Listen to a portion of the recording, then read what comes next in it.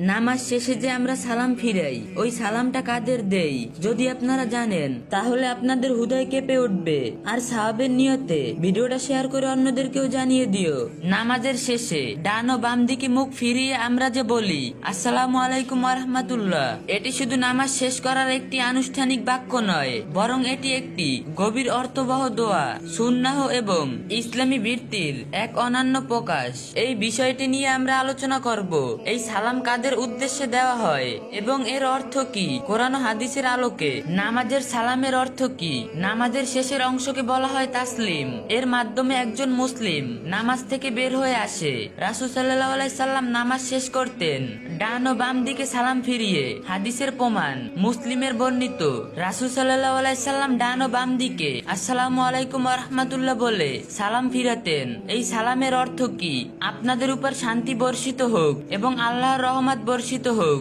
এখন আমরা জেনে নেই এই সালাম কাদেরকে দেই। ইসলামী স্কলারদের ব্যাখ্যা অনুযায়ী নামাজের সালাম একাধিক শ্রেণীর উদ্দেশ্যে দেওয়া হয়। এক, ফেরেশতাদের উদ্দেশ্য। আমাদের ডান ও বাম পাশে দুজন ফেরেশতা কিরামান কাতিবিন অবস্থান করে, যারা আমাদের আমল লিখে রাখেন। সালামের মাধ্যমে তাদের প্রতিও শান্তি কামনা করা হয়। দুই, মুসলিমদের উদ্দেশ্যে। জামাতে হলে যদি জামাতে নামাজ আদায় করা হয় তাহলে পাশে থাকা মুসলিমদের প্রতিও এই সালাম পৌঁছে যায়। হাদিসের বর্ণিত, রাসূল সাল্লাল্লাহু আলাইহি সাল্লাম ডান দিকে সালাম ফিরাতেন এমন ভাবে যে তার গালের শুভ্রতা দেখা যেত এবং বাম দিকে একইভাবে। এটি প্রমাণ করে সালাম উপস্থিত মুসলিমদের প্রতিও একটি শুভেচ্ছা। তিন, নিজের জন্য দোয়া। এই সালামটি একটি দোয়া, এটি নিজের জন্য প্রযোজ্য। আমরা আল্লাহর কাছে নিজের জন্য শান্তি ও রহমত কামনা করি। স্কলারদের মতামত, ইমাম নববী রাহমাতুল্লাহ আলাইহি বলেন, নামাজের সালামের মাধ্যমে তিনটি পক্ষ অন্তর্ভুক্ত হয়। এক, ফেরেশতা। দুই, উপস্থিত মুসল্লি। তিন, নিজের দোয়ার অংশ হিসেবে কোরআনের সাথে সম্পর্ক। যদিও নামাজের সালামের নির্দিষ্ট ব্যাখ্যা কোরআনে সরাসরি উল্লেখ নেই, তবে সালাম শান্তি ইসলামের একটি মৌলিক শিক্ষা।